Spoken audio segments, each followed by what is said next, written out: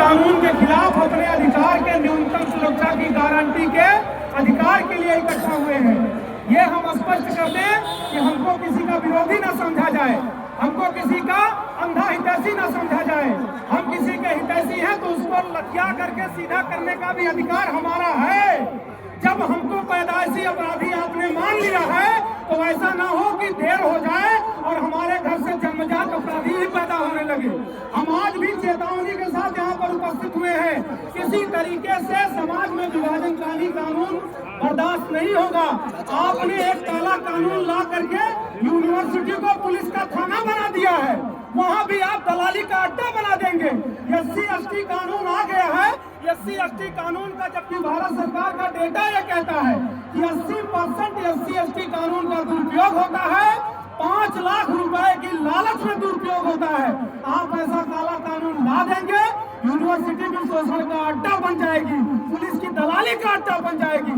मैं चाहता हूँ कि किसी तरीके से यूनिवर्सिटी का परिवेश पुलिस की लाठी के बल पर ना चले, हमारे सभी भाइयों की सद्भावना के बल पर चले। हम इस आंदोलन के लिए उपस्थित हुए हैं। काले कानून में हमको बस सिर्फ 2-3 चीजों की हमको डिमांड है। हम ये नहीं कह रहे हैं कि जिसके साथ भेदभाव हो, भेदभाव करने वाले को सजा न दी जाए। जो भेदभाव करता हो, मैं अपने सबल समाज की तरफ से कहता हूं कि भेदभाव करने वाले को आप सस्पेंड मत करिए, उसको फांसी पर लटका दीजिए। लेकिन हमारी क्या इतनी मांग नहीं है कि अगर हमको कोई ब्राह्मण ठाकुर बनिया भारत छोड़ो कहे तो आप कम से कम उसको भी अपराध की श्रेणी में रखें।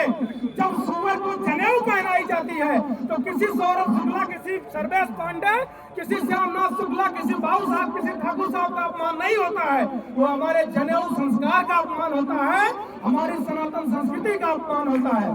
आप हमको जातियों में बांटना चाहते हैं। हम कहते हैं कि हम संस्कृति की रक्षा के लिए आगे आएंगे।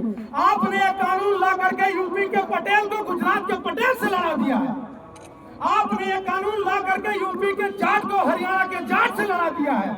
आपने एक कानून ला करके उत्तर प्रदेश के गोस्वामी समाज को भारत के अन्य राज्यों के गोस्वामी समाज को लड़ा दिया है।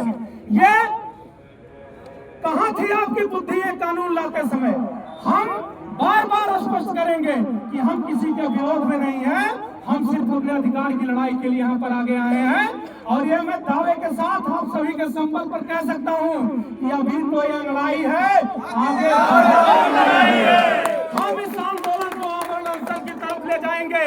जब आपने हमें समाज का शोषक मान ही लिया है, समाज का अपराधी मान ही लिया है, तो जब भारत का संविधान हमें संरक्षण देने में विफल हो जाएगा तो हम तो ये समझें कि रोड पर निकल करके भूख हड़ताल करके हम खुद के जीवन को ही समाप्त कर ले, तो फिर हमारे यहाँ रहने का क्या ही मतलब रह जाएगा।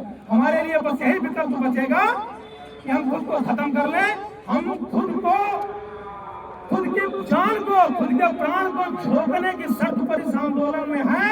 अगर आप इस आंदोलन में इस शर्त तक शामिल है कि हमको खुद की जान भी गंवानी पड़ेगी संवैधानिक पैमाने में रह करके, तो एक बार जोरदार ताली बजा करके मेरी बातों का आप समझ। और अभी भी समय है, अपनी एकता नहीं दिखाएंगे तो